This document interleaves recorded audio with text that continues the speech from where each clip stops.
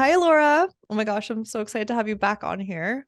Like, when I don't even remember the last time we connected, but maybe 2 years ago. I think I was pregnant, but I'm so excited to reconnect again and get into this juicy topic that I think so many photographers are like craving to like get more clarity on. Um, because I won't get into it because there's just a sense in the industry right now of like something feels a little quieter, a little slower to some people, not everybody, to some people. And there's like so many different reasons, right? Why people maybe aren't booking who they want to book or at the price that they want to book. And hopefully this conversation will give you clarity, those of you listening, of like maybe something that's custom to you, like, oh, maybe I could try that and maybe that could be the solution. So welcome, Laura. I'm so excited to like dive in and chat with all this fun stuff with you. Yeah, thanks so much for having me. And I feel like the last time that we got on, I just had my son. So he was taking a nap. Yeah. And I was in a different room recording because he was a newborn. They sleep like 10 hours, Yeah, and yeah. then they go back to sleep. But yeah, I'm like so excited because my business has changed drastically in 2 years. I shot my last wedding forever a month ago. Actually, no, like September. I keep thinking it's October. So September 23rd was my last wedding forever. And I'm really excited to dive into today's topic because I love talking about money. I feel like not talking about money growing up in like the weird like 90s era, but then like there was like kind of like a shame and then like rich people are bad. And there's just so many things out there that I'm just like, I want to talk about money all the time. You can't shut me up about it. So um I was like interested while you were talking to me off script about like this new, I'm gonna call it the pricing panic. Is that like a You're a good so twist? good with your words. You just literally thought of that right now. And I'm like, that is genius wording. Like I love that. The pricing panic. The So pricing good. panic. And I've been hearing about it, but interesting enough, not from my students. So I'm trying to figure out what kind of problem it is. Mhm. Um, just off the top of my head, I know that there is something we like to call the pricing dead zone. And it's like you're too expensive for the affordable people, but you're not priced enough for luxury people to think that you're qualified. And so I think it's okay to play with your pricing. I love playing. I like to test something, give it a month or two or three, see if it takes. And then if not, you can always judge it around. Like the funniest thing, like us as business owners, is like we feel like we have a boss when we forget that we are the boss. It's like, oh my gosh, I can't do that. I can't change my prices. Like, what's going to happen? It's like, are you going to fire yourself? Like, you need to make money, make the change and keep it moving. Like, I feel like I could wear a shirt that's called Keep It Moving because I don't like to waste my time. So, yeah, I am very interested in like this thing that I like to call the pricing panic that I just thought of 5 seconds ago. Because I think due to inflation and like the value positioning, I'm not going to necessarily say like the market is like saturated in a negative way because I just don't believe that it is. I think that there is a need for everything and everyone, every business. But I don't think brides are just going to book you just because you're a photographer. Like you really have to present yourself differently and you need to clean up your branding, your messaging, your mark, all that other great stuff. But when it comes to pricing, I have learned that, like I mentioned before, the dead zone is like there are people, and you'll know, like I feel like you'll know intuitively, you'll be like, you'll want to lower them or you'll want to raise them, and then you do neither. So then you stay in the Mhm. pricing dead zone because you're like, well, I can't go out of business. So I'm not going to do anything. Um, like I want to say in the podcast, raise your hand if this is you. But for me, I've never really been afraid to like play around. I need to know. And because I'm a strategist, I'm always thinking of strategies and I will think myself into oblivion of an Alice in Wonderland hole if I don't just do something about it. Yeah. Um, but yeah, Because action I'm creates clarity, right? Not just thinking about it. totally. Yeah. You don't get any feedback from like real life world, what's happening. And yeah. Yeah. And I'm curious on your thoughts on the matter from like your point of view, because you said you were seeing it in like Facebook groups and stuff like that. So Yeah. So I I don't know. See, I literally would have no idea that this is happening if I wasn't didn't like look at those groups because I'm more like, okay, if it's like a slower, quieter time for me where I'm booking a little less, my mindset is always like down is always on that way to up. It's never going to be permanently down where less inquiries are coming in. So I actually don't even stay too long enough to focus on that and worry. I'm Mm. more like, okay, let me tweak some things. Let me build my business foundation to be even stronger so that I'm ready when the up comes. So I actually don't experience the panic, but then I'm like, okay, but let me tune into the community. Let me see what people are feeling. And I think logically, if we think logically, I think it's what people are thinking as well is it could be with the pandemic, the 2 year period where people just maybe couldn't date as well as they wanted to. So there could be like a lag in engagements or relationships or creating families because maybe people stopped even having like because there's different types of photographers, wedding photographers, portrait, all that, right? But let's Mhm. just focus on weddings, right? So it could be like an engagement lag, and then also just the interest rates of houses going up and people's mortgages going up, and it's like out of their hands. It's like, well, that's how it is now. We have to pay like 50% more on our mortgage, so maybe we will not plan a wedding yet, or maybe like, so that's kind of what I'm sensing, and it makes sense. But I always know I'm like, but there are people getting married still, and there are people that have Mhm. an abundance saved, or like there are people that are having more intimate weddings and celebrations that they don't maybe value flowers as much or other things, but they will pay for their memories to be documented. So there's always a market. I do believe that. And I think this is where it comes down to like, okay, how are we creatively showing up? How are we standing out? How are we explaining the value?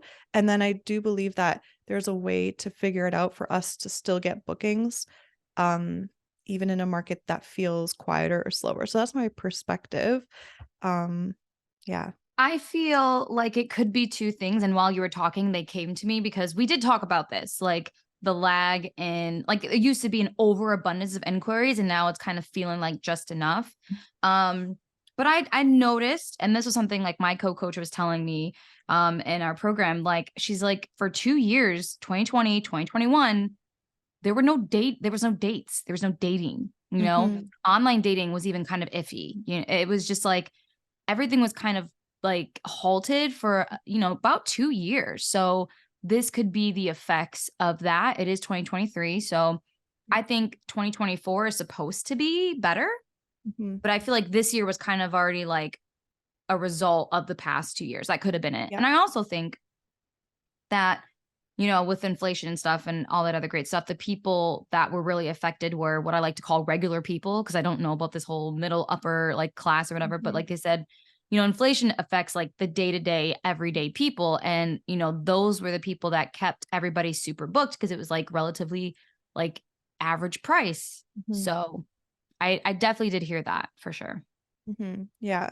So let's talk about more about this idea of the pricing dead zone. So do you have like a an idea, like a sliding scale of like ish, like this pricing to this pricing ish, and let's say in North America, is like what you see more of like people with a certain income being attracted to and booking, and then this pricing to this pricing, like do you have that kind of sliding scale that you can tell us about? I can't do like a specific number because I feel like Mm. every couple of years the pricing will shift, but I feel like there's always three categories. Okay, So yeah. like, there's the really affordable photographer where you're going to get a ton of pricing objections. You're going to get a ton Mhm. of budget brides. You're going to get everyone who wants everything in the kitchen sink for $1,500. And I feel like that part for some reason never changes. So you have the like affordable, and Mhm. then you have the average, right? Mhm. And that one is going to be when you're booking tons and tons of this client at this price point, then you know that that could be relatively like the industry average. For me, a long time ago, before I was like really raising my prices rapidly, it was like 3,500. Mhm. 3,500 for like 8 hours and a second shooter, which I still think is underpriced to this day. But I booked like 20 to 35 clients a year that it was just like, that was like so like such a good deal, I feel. Mhm. And a lot of people have a hard time raising their prices from here to like 5K. Oh, I was like, oh, I can't do I 5K. remember Like, that. you remember that? I Oh, was I like, that's remember feeling that. luxury. Mine was, I was like, oh my God, I'm going from 36, I was like 36.95 to 4,100. Oh my God, what's gonna happen? Like I crossed the four mark. Like it was terrifying. But it was like it's interesting. I actually found people booked me the same amount at 35 at 45. Under the five. Mm. That was my experience. Okay. I mean, everyone has different experiences, right? Yeah. Yeah. Yeah. I And feel then like as for soon me, no, go ahead.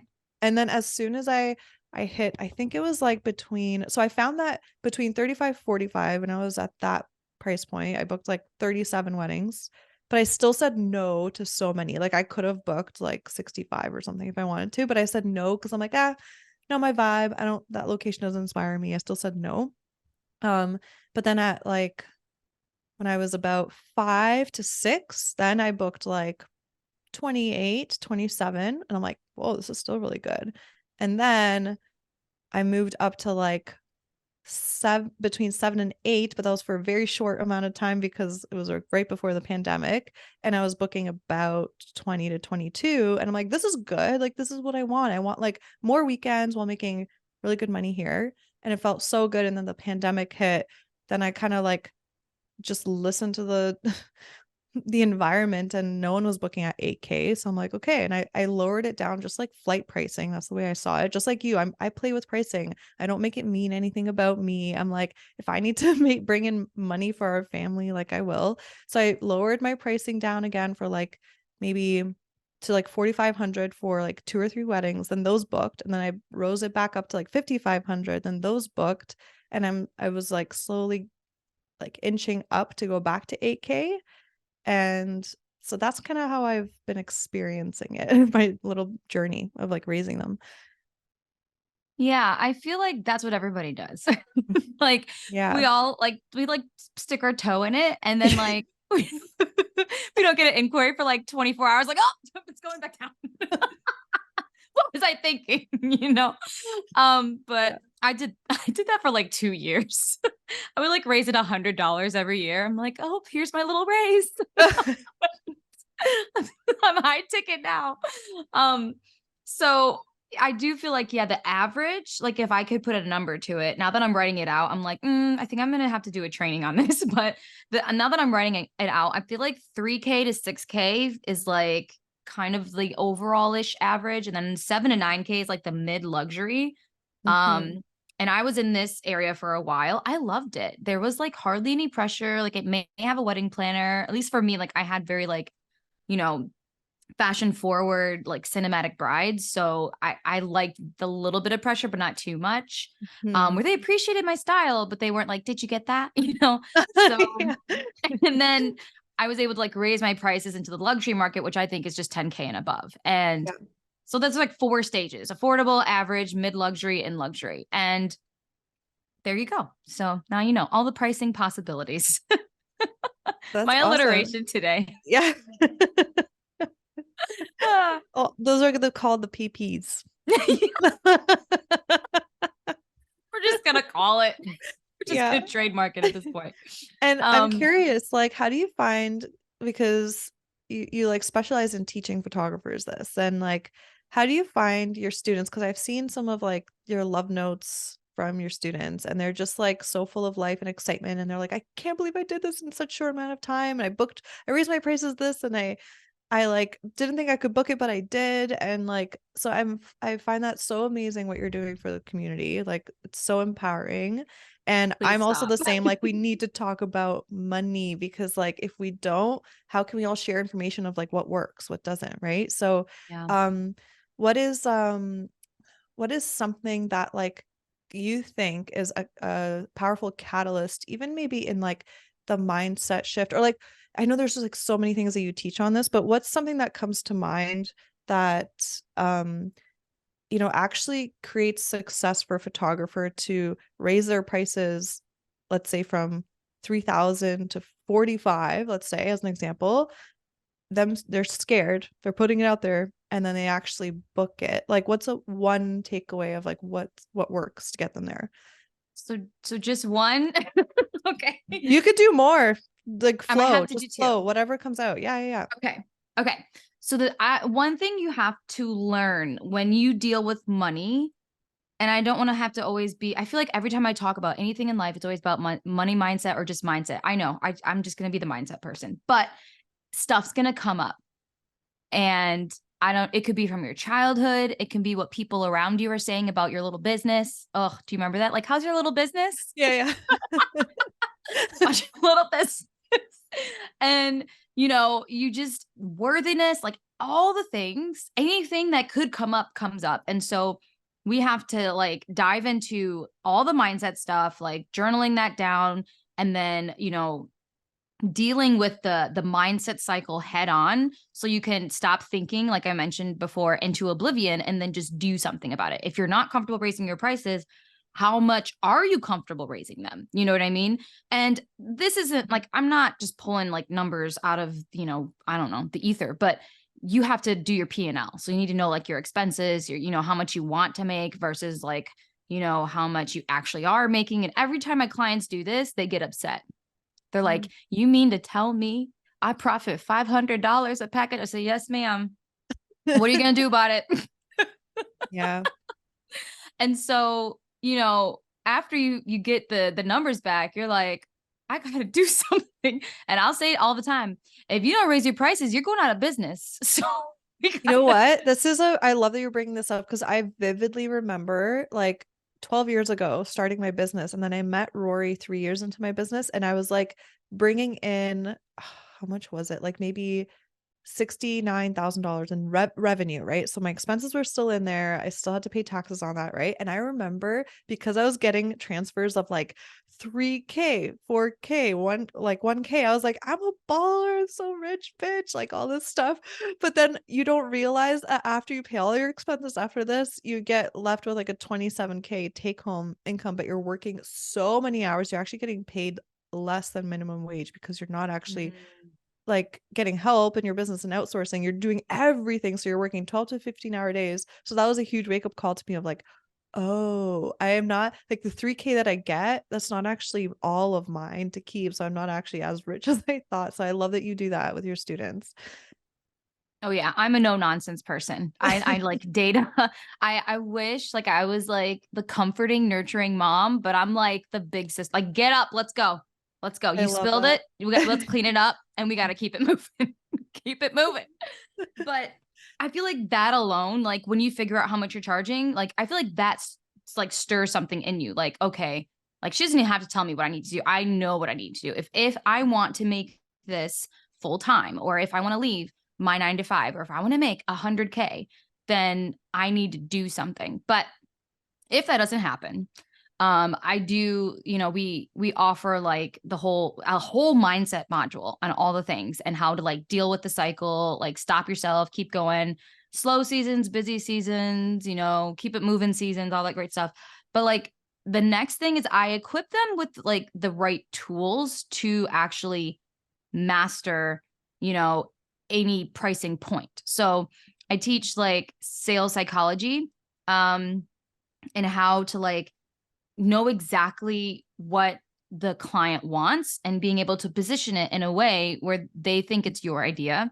And they're like, this is exactly what I wanted. And you're like, yeah, I know, because you just told me. But either way, it's like very much catering to like their needs and speaking to that versus like, you know, um, oh, did you look at my prices on my website? Yeah. So like, what's your budget? Oh my gosh, that's what I charge too. No, I do. Oh, can you book? If you book right now, I'll give you like $100 off. Oh my gosh. Like, and so that's how a lot of people, start without any kind of guidance, where it's like, I teach confidence and positioning. So it's like, hey, just want to let you know, like, thank you so much for taking the time to speak to me today. Like, I'm just honored that da da da, and like taking control versus being like, how's that weather? Yeah. Oh yeah. Listen, I've done it. I'm not making fun of anybody because I was this person. Yeah, totally. I get that. And I would cringe at myself talking and being like, you need to get off this phone right now. Oh my It's God. not too late to hang up. So I just want to share that with you. Yeah. What the question was. Oh my God, palms are sweating, knees weak, Yeah, mom spaghetti. everything. Sweating, like, and just like I Yeah, would walk around my house like in circles. I would just be walking because I can't just like stand still. Just, yeah, oh yeah, we can do that. Yeah, yeah. And yeah, this, and that. And finally I was like, I need to get it together. yeah, So, we created this like outline, and it's great. And I'm really excited that we were able to get my clients to make, 5-figure months, 20K months, 30K months, just from raising their prices, like just yeah, from knowing how much they're making in their business. Like, I wish were we taught this? Like you have been in this probably as long as me, right? Or longer. yeah. 12 But years. like, Yeah. what were the mentors just talking about branding? Because I feel like, where was the pricing? The pricing, I mean, it just depends on everyone's journey, right? And who invested in what type of education. But I definitely, like when I went to college for photography, no business aspects were taught. And then I leaned into really understanding how to like create great client experiences, how to shoot, all of this. There's so much for us to learn. And I remember learning from like Jasmine Star 11 years ago on Creative Live. And she's like, what I did to get to from $1,500 to 10K for my clients was every 2 or 3 bookings, I would raise my prices by about $300 per collection. And Mm-hmm. I was like, I heard that and it clicked. And I'm like, ooh, that felt good because it like my nervous system was regulated throughout because I was like, if someone can afford 2,000, they can afford 23. If someone can afford 3,000, they can afford 3,300, right? So I was like, so Mm. that's what I did over time, but it took me a long time. And so I know that there's definitely other ways that could get like could be faster. But that worked really well for me because the psychology for me, I felt comforted and safe, not like I was raising my prices double and then like I didn't think I was of value. So that worked really well for me. I don't even know how I started talking about that. I love it. I love it. No, I love you sharing your, because like I feel like everybody's story is so different with the money Yeah. thing, because we've had to just play. Or that, Yeah. like, I do remember hearing a talk about that though too. Like, but then after a while, I was like, so do I do this till I raise my prices to 25K? Like, when do I stop? Yeah. Yeah. and Yeah. and then I was like scared, like, what if they just stop booking me? Like, do I take it back down $300? Or like, Yeah. I remember all of it. Yeah. Can you actually share your experience from going from like I guess the 6K mark to 10K average? So 6K average booking to 10K average booking. Like was it like still a smooth process or did it require something new of you for you to show up in a different way? You ask such great questions. Now I'm like digging back in my brain. So I, like you mentioned, I was terrified as well of the 5K. I was like, 5K is luxury. I could never charge 5K. I was at 4,500, 4,900. I was like, I can't do it. I just can't. I don't know what it is about 5K, but once you get there, you feel like you do anything. So Mhm. then I feel like for me to get out of 3,500, I was like burned out. I was, oh my gosh. I remember being like, I hope I don't get another inquiry again. Like, it was to the point where I just kept telling people no. And I was like sending it to like my friends, sending it to like my little associate team back then. And, I realized that I haven't raised my prices in like 2 years. And I was like, oh, I was so busy and burnt out that I did not pay attention to how my business was running. And I didn't like that. I was like, this is out of my control. I need to do something. And so I made a plan to decide to step into the mid luxury market, which I kind of call it that. I don't think that's like Mhm. a thing, but Yeah. I feel like I call it the people that have money, but they don't flaunt it, but it's not like old money. You know what I mean? It's Yeah, like yeah. relatable people with good style. Yeah, yeah. um, and attention to detail. But anyway, so I was like, I'm going to double my prices. I ended up tripling them, but I'm going to double my prices, and I know exactly how I'm going to do it. So I made a plan. I made a rebrand plan. I figured out like my brand session. I honed in on my new dream client, because there are different clients, I feel like, at different, levels. At Mhm. least for me it was. I changed styles like every 2 years. I was light and airy in the beginning because everybody was host Sevilla, and then I was super dark and moody, you could barely see anybody, and then I was Stadium. black and whites only. Girl. Yeah. Like, Yeah. Now it's like I'm documentary, so it's like dark and 90% black and whites, and I don't pose a single thing, and even family pictures are gonna be creative. And then I was like, I'm gonna just do what I want. So eventually I decided to come upon this my style of editorial. And Yeah. I decided I had to really change my style again and be like, you need to be confident in what you're doing. You got to stop changing your logo every 2 minutes, Yeah. your colors, your work. And I was like, you just need to pick one. So then I did the work, and I don't know. I was like, I don't think anybody's going to book me. Like, I remember struggling. I was like, if I didn't have a designer that was like, okay, this is done, I wouldn't have pressed play. Like, if I did it myself, I'd be like, it could wait a year. Next year, me will know what to do. Um, but I kept it moving. So then I launched this huge rebrand. My son was 3 months old. I was getting pictures taken, and everything was done on my birthday. Um, I don't know how I did all that, now that I'm looking back, but I did it. Yeah. And I raised my prices, and I was like, okay, well, if I have a luxury rebrand, then that can justify, like, that's worth it. Like, I can totally, like, at the investment alone. And so I was terrified, but I did it. And then the inquiries didn't stop. And I was like, Wow. but in my head, I'm like, were my clients waiting on this? Like, Wait, really? So you genuinely launched, put that new energy out, that rebrand, that declaration, this is who I am now, this is what I want. And it mhm. was very quick where people like were like, whoa, and they noticed and they felt pulled to you. Yeah, it Wow, was crazy.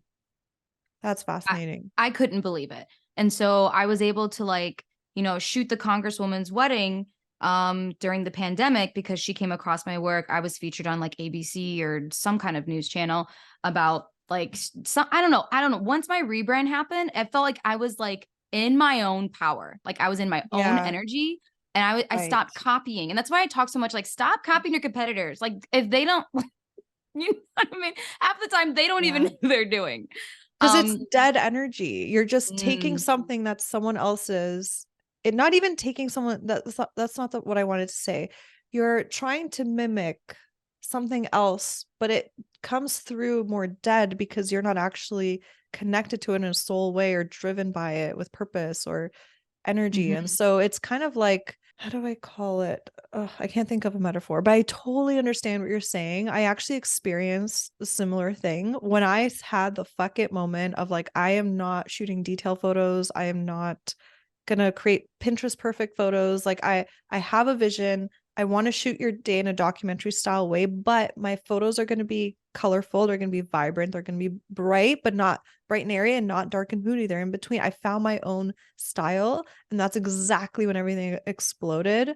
And it's because I was different. And it was scary for such a long time because you're like, well, this is the trend. This is what everyone's doing. So that means that's what I need to do to get booked. But it was the opposite. As soon as I like totally embraced my uniqueness and my vision, people saw it and they're like, I've never seen this before. And they're like, you're so unique. This is fresh. This is new. This is different. And that's what helped my business take off. So I'm so happy to hear that that's your like what you experienced too. And I hope that this encourages other people to like step into their uniqueness, literally. That's like the Oh yeah. ticket to like your freedom as an artist. And then on top of that, making really good money. 100%. I mean, I preach it all the time is like, you want to be incomparable. You will never get a price objection if there's nothing else to compare it to. Like, Yes. and I would Yeah. have brides be like, oh, if you're booked, like, can you send me someone that has your exact style? I was like, I can't do that, but I I can literally, send. yes, I've said that so many times. I'm like, I am sorry, like I genuinely just am me and I don't see very similar shit. Yes. Like I Yes. don't like here's a list of people I can recommend, but like you decide if you feel like, drawn to them. Like I can't decide that for you. Yeah. And that felt so good. I felt like I was in just a confident place of like, I am really, I'm just really owning it. I'm owning it. I'm myself. And I feel like that is something, somebody said that like the energy in my program is confidence. Like, I want you to be confident. I want you to launch this rebrand and be like, they're going to eat this up. Like, they can't wait. They can't wait for this. And we always say, oh, well, there's not going to be like, there's not going to be a client that likes my exact style. Or like you said, the trend is this. What if there are people that are like, I'm sick of this trend? Is there Yes, there something are. else? Because I Hmm. was thinking it. I remember thinking that one time, like, hey, is there something? Yeah. Like, what if Burger King was like, no, McDonald's got it. Yeah. Chick-fil-A was like, no, they got it. It's so true. And how do you think trends are created? They're created from someone's uniqueness. Like, Mm, and it's just so beautiful to other people. They're like, oh my God, I feel so drawn to this. And it's like, then mm. also those of you that are listening that are genuinely pulled to whatever trend is happening right now, and it is you and it feels so you and so aligned. And you're like, I'm doing this for me. I don't care if that it's a trend. This is like so me. Own that, and that is your uniqueness. So just so don't think about like, oh, if I follow a trend I won't get booked. Like, don't go into that panic mode either, because the whole point is for you to stay in your energy in something that will continue to increase your energy, because that's how you'll sustainably have creative ideas. And even if you're into like a certain trend right now, you're gonna be drawn to that trend, execute it, but in your unique way. So I also want to make sure those of you that are following trends but feel drawn to it also feel like, we're not saying that that's wrong. It's like only if you genuinely want it for you and no one else, compared to, I should do this trend because that's the only way I'll be seen or get booked. There's a difference there. Yeah, no, I agree. I feel like it could just be the energy behind everything that you do. Yeah. And like I call it a CEO check, just being like, wait, before I do this, pause, pause. Why am I doing this? Like, am I doing it because X or am I doing it because strategy? I guess I could Mhm. say feeling versus strategy. Maybe that could be, a whole nother thing on its own. But yeah, I totally agree. But like also don't forget to like, play. Maybe you don't know what your style is, play around. Figure out what you like, buy a preset or two, create your own. I mean, Yeah. there's no rules. That's the cool about having a creative business. You can Yeah. just do whatever you want. You're the boss. I'm actually curious. I'm curious about this question. Um, so I don't do like potential client calls, like to like quote unquote sales calls for them to book me for as their photographer, because my whole strategy has been show up on Instagram in my stories. Like my stories, I treat them as like a vlog of like, this is me in my real life, me, and I just post what I Mm. want when I want, if I want to, like as it's like fun for me. And by that way, people like follow me, get to know me, and it creates know, like, and trust. And then by the time they reach out, they're like, well, I've seen your work. I love it. I love your personality. I don't need to have a call with you. Like so I've always just been like booked over email ever since I've been doing that for years and years. I'm wondering, did you find a difference in like the market of like 7 to 10K or 10K plus? Did you notice that people wanted calls less because maybe they are maybe time conscious entrepreneurs and they're just trying to be more efficient? Or did you find, yes, you're nodding yes. Interesting. Yeah. Yes. You're like, yes, I got my answer. Well, I personally think like the sales calls can be you transitioning from average to mid luxury personally. And most of my clients come at the average price because they're like, if I don't learn something else, like I'm going to quit my business. Or Yeah. it could also be the affordable people. Like, if I don't make money, I'm going to die, Yeah. So Yeah. like sales calls for that pricing, like that pricing area, I feel like is just gold. The client's like, all my questions are answered, like you're so hired. Because for some reason, like the less you charge, the more questions, the more hesitancy. When I was Yes. charging like more of like the 7 to 8 to 9K, they were kind of like, okay, great. Yeah. And very rarely, because I feel like they did their research already. Like I do my research before I reach out to anybody. I already know everything about you. I've been watching you. Okay, I just I've been watching. I've been watching you. I've seen your Instagram. I like what Yeah. I've seen. I want Yeah. it. I Yeah. don't have time for phone calls and stuff like that unless Exactly. I'm very hesitant. But they shouldn't be at that price range. I feel like, and Yeah. even if they are, like the wedding planner might want to meet with you or something like that. That's totally fine. I've had wedding planners like reach out being like, hey, do you have time to hop on a call? They have a couple of questions. It's always objections. It's never like they don't think your work is good enough because they know what my work looks like. They know Yeah. like I did the same thing on Instagram with stories. I posted stories about myself, my life, my kids every day. Yeah. And they were like, we love your daughter. They used to be like, can she come to the wedding? I'm like, Oh, well, her bedtime's 8:30, but we can Ella's came to like 4 weddings at no, like one. actually. Mm-hmm. Oh yeah. That's so cute. She Oh even my got on the God. dance floor and my But husband's like, we wait, gotta go. but wait, like meaning like you brought your husband and he was just like she was there while you were shooting and Yeah. like that's amazing. But like that was a whole different pricing bracket too. There was like my, oh my gosh, we love your baby. We want a baby. Bring her, please. We're gonna give her her own chair. I was like, Yeah. wow, that's like amazing. All she does is like eat a toy on my Instagram stories. Yeah, yeah. Like personal branding works. But like Yeah. that's why it's fun to talk to other people and see what they've done. Cause like there's no right or wrong. Like if you don't want to hop on a call and you don't need to, your client knows, they know. You Yeah. know. Like Yeah. they're your dream client. You know what I mean? It all works totally. And if you're proactive with like knowing exactly what questions people are asking, like you just add that to the information you initially send. And it's like, well, Mm-hmm. they're like, oh wow, she's so on the ball that she already pre-answered everything. It's like, I don't even know what other Mm-hmm. questions I have. I don't have any. Yeah, Okay, totally. hired. Yeah. And I'm wondering, okay, tell me about this because I know you mentioned you're like you also love talking about this idea that and tell if we already like hit the points, let me know, but your brand isn't enough to attract high paying clients, right? So it's like you went through this journey, you like rebranded, you showed up in like your energy. You're like, I'm Alora, this is what I want, this is my new pricing, and like owned it. And then that's, let's say, your brand that the outside world sees, right? So then if let's say someone goes through that and that's not working, maybe in the initial like 3 or 4 months, 3 or 4 months, let's say, because sometimes what could happen is like your current community or audience kind of gets a little bit of like, whoa, okay, that's her now. And you'll lose some people, but then you'll gain the aligned people that feel really like drawn to you. So there might be a lull, that there might be a dip. I experienced like a 3 or 4 month dip when I did that, but then it was like an explosion.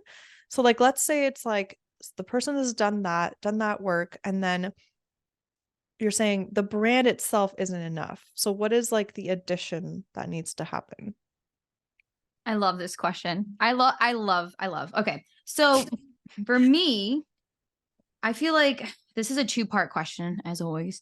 But the first thing I will say is like your the way that you show up, it's not just about the brand and the design, because like we all know when someone's faking. Like I don't know how to explain it. Like Yeah. you put something out there, you know it's trendy, or you just feel like, oh, okay, cool, I'm just gonna do this. And I feel like clients know who the real pros are versus what people that are just shape shifting. That's what it's called, shape shifting, shape shifters in the industry. And so a lot of times everybody was catching winks. 2020, we had nothing to do. We had nothing to do but look at other people and see what they were doing. And everybody was launching the exact same, like black and white, champagne and high heels photo, like yeah. So, I mean, and everybody did the whole thing. And I'm sure clients ate it up for a little bit, but I feel like after a while, like even brides were like, okay, great, but how does their work look? Right? Like, does their work support their brand? And then So their wait, marketing. can you just clarify? So what do you mean by people were launching like the champagne, the heels, the like are you saying people photographers were branding themselves a different way or starting to shoot in the more trendy way? Just Oh clarify. yeah, sorry, branding. It's all about branding. Okay. Yeah, so like Okay. everybody had basically like the same brand photo shoots and the exact same poses and the exact, like we all look the same. And Okay. I call this like the sea of same, because there's a bunch of us who look exactly the same because nobody wants to stand out, the whole thing. Mhm. But what I've noticed too is that some of these clients who were doing that still had like a 2K portfolio, you know, but then they Right. had this really luxury brand. And I feel like brides, at least the Mm. brides that I had, my brides could smell it a mile away. Mhm. And they would ask, and that's why they would ask to see like a full portfolio. Well, can we see like these photos in all different types of lighting? Like, didn't their Yeah. questions like get more, I feel like, industry smart? And I was like, what's going on? Like, but nobody's ever asked for a full gallery before. Um, and they would say, like, we noticed like your presets seem to change, a couple of times, or some of these are grainy. And I'm just like, have you been fooled? Like, what's going on? But I feel like a rebrand is just not enough. I feel like your portfolio needs to match. I Mhm. feel like your marketing needs to match. And I feel like for me, when I was raising my prices, I really focused on like network marketing to the point where I didn't have to sell myself as much. Like planners were doing that for me. And even for planners to reach out, they want to know that you're not going to make them look stupid too. So it's like, it's a whole Yeah. cycle. Yeah. Because the way that they experience you is how they are like, well, if I'm going to refer you, I have to be confident.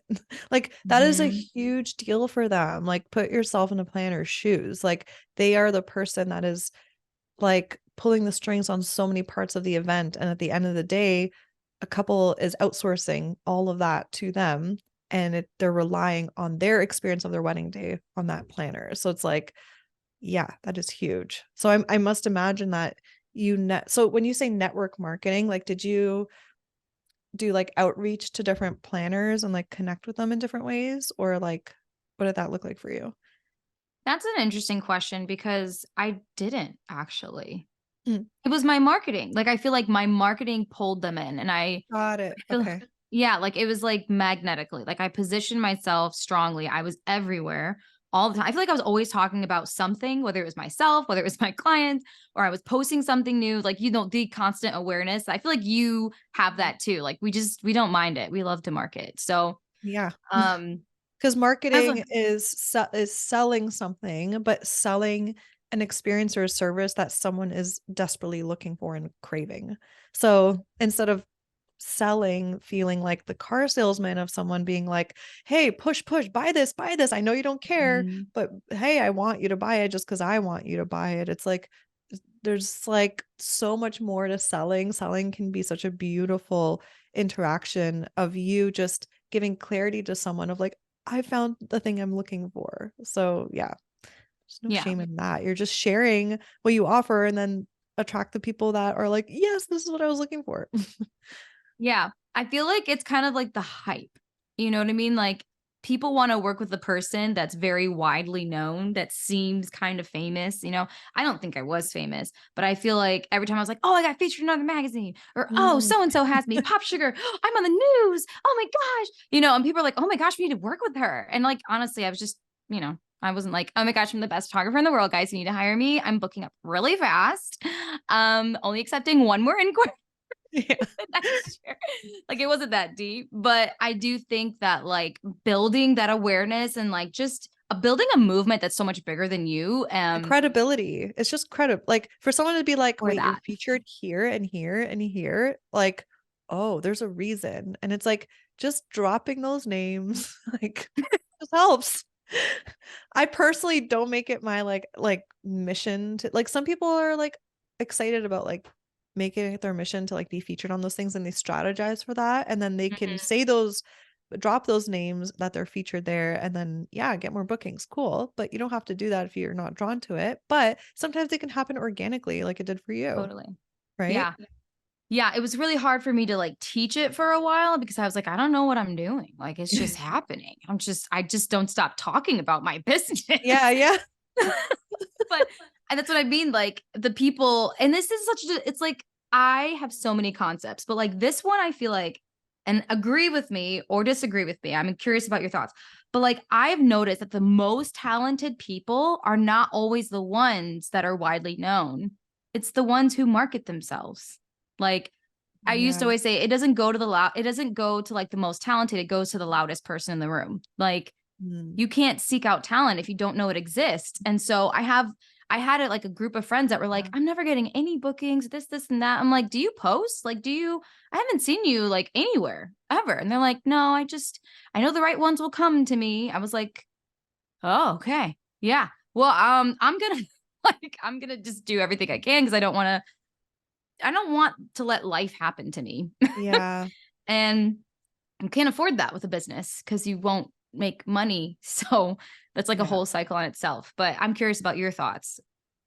I feel like in general, I agree. And then there are those like exceptions, right? Where it's Totally.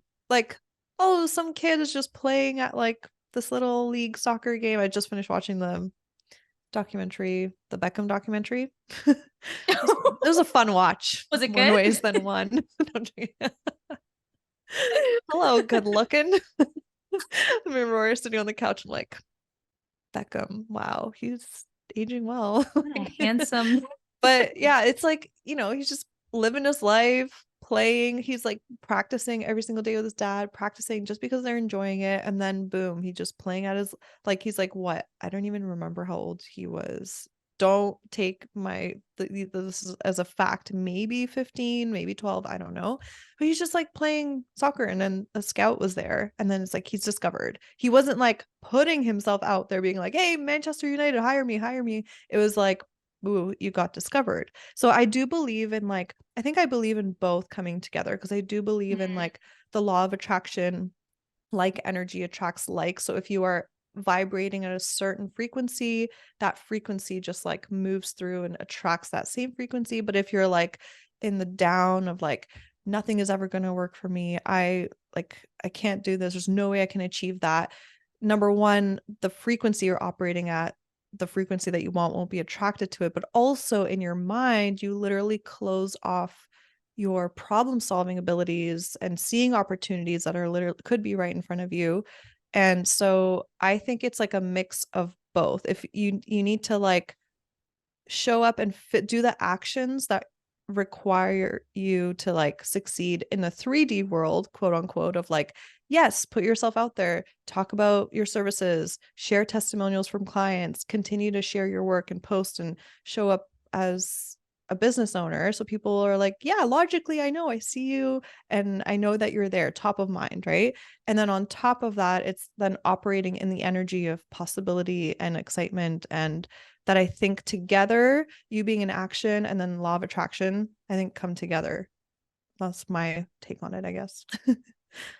Yeah, I feel like that's a balance though, Mm-hmm. and I feel like I can agree that there are just those magical unicorns that just like he was just practicing, but I do feel like he was on the playing field and he was doing the work. He wasn't just like, Exactly. I hope Yeah. one day like Yeah, yeah, that's yeah, exactly. Yeah. yeah. Oh my So gosh. I Okay. definitely agree that it plays a little bit in both ways. Yeah. Oh my gosh, so many great things we've dove into. Let me see if there's anything else that I wanted to talk about. I think I feel good. If there's someone that's listening to this, and so what's coming to me right now is they're just like so stressed and like they want this to work so badly. They're on the brink of like quitting their dream just because maybe they just don't know the next how steps of like, how do I raise my prices? How do I do it in a confident way? Do people even want to work with me? Can this happen for me? What would you say to that person that's like on the verge of tears, on the verge of quitting, to lift them up and be like, you can, this is available to you? Yeah. I now if we're going to get like into the emotion then I have to be softer. But I think that anybody can do anything. Literally, it's like it's all about what you think you can do and that will be what you do. Like what you think you will become, right? Because your thoughts create your feelings which control your actions, the whole model of Mhm. mindset. And I personally am not a magical unicorn. I was just somebody who put in a lot of hard work and I got to see everything come into fruition. It was never an overnight success. I studied marketing for 2 years with no results. None. Just playing around and breadcrumbing and crossing my fingers 2 years. So, I mean, you could almost be at the brink where Mm, everything clicks together. And that's when a lot of people give up within like what, the first year? They usually don't even make it to 3 years. But, one like statistic that I don't really like is that only 13.7% of businesses even make it to six figures. And I'm like destined to change that. mm, But I mean, that means 86 plus percent will never have not seen six figures as of this date. And even if you don't even make that much, like just being able to go full time and live your dream, like the flexibility, just being able to leave your 9 to 5 or become a stay at home mom or whatever it is you want to do, I feel like you can definitely do it. You just need support and guidance. You need a mindset check every once in a while. And I feel like you can do it. You can do anything. Like even my students in my program, they didn't believe it. A lot of them were like, I never would have ever thought I could make 30K in a month. And I said, that's wild because I didn't even make that much. So that's amazing, yeah, but because they got the fast track. yeah, I mean, I say it all the time. You guys learn in 12 months what I learned in 12 years. It took me Mhm. 12 years to do this trial and error. Like, you get a shortcut when we give you courses, when we give you programs. It's Yeah. like, take it, eat it up, and then go do it. Yeah. And you'd be surprised what you could do with the knowledge that you have. Like, it's just, the educational world is exploding. Yeah. And Yeah. it's so I love the quote of like, we overestimate how much we can get done in a day, but we Mm. underestimate how much you can get done in a year. So like, Mm. where can you imagine where you can be 12 months from now if you just decide to do things a little differently, take some new actions that are proven that someone literally has it like what's it called executed in their business and created those results. It's at this point it's science, it's cause and effect, do this action um enough times and you will get the result, or do these actions enough times and you will get the result, compound effect, right? Yeah. So can you take a moment to just like tell everybody about your wedding CEO program? The energy around this feels I'm just like so happy that you've created this for the industry. I'm also so passionate about freedom. Freedom is my number one value, and I want people to make really good money unapologetically. You don't even deserving has nothing to fucking do with it. It's like you want time with your family and friends, you want to live a quality of life. We just want this tool. It's called money. There is no meaning attached to it. It's not good or bad. It's a tool. And so I love that you're, you know, expanding people this way and uplifting them. And so, yeah, tell us about the wedding CEO, when the doors open up next, what transformation they'll experience in there as well. Thank you so much. That was so sweet. What an intro, guys. Like she has a podcast or something. Well, I'm Um, genuine. I'm like I appreciate it. genuinely feel that way. So Well, I feel the same way about like genuine educators too, that aren't, we're not here to like just make money. We want to just spread the truth and help you get there faster. Like, we don't want you to struggle with however long it took us to get there. But yes, my program is called The Wedding CEO. We open the doors to the wait list November 14th and then to the public on the 16th. It is a 12-month group coaching program. You have access to all of these concepts and frameworks and more that we've discussed, anywhere from like mindset, branding, marketing, pricing, sales, everything. And then once you like make your first 25K inside the program, you also get unlocked special courses like our associate team course and all other great stuff.